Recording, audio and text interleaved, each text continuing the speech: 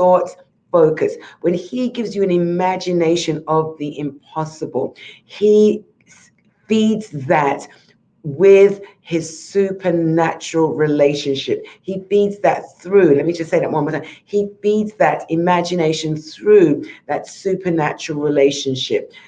There are people that imagine things and it just dies, it just dwindles because it becomes hope rather than trust.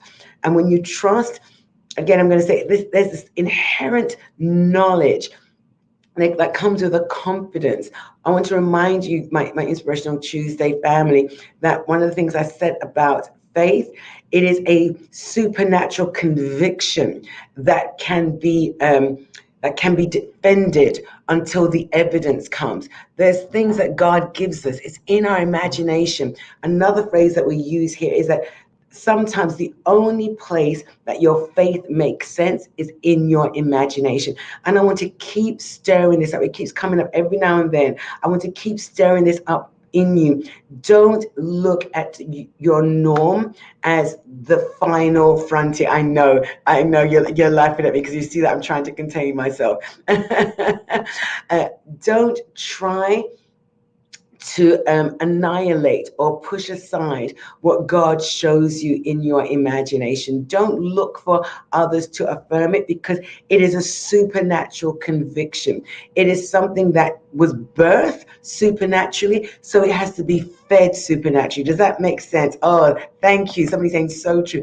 If it was birthed supernaturally, it has to be fed supernaturally. And we have another phrase here in our ministry that we said, friends need faith of its own kind. If I'm thinking impossible, I need friends who understand what my impossible is and won't say, go sit down, Marina, and be quiet. Won't say, they'll feed that in me. And so you need to keep up.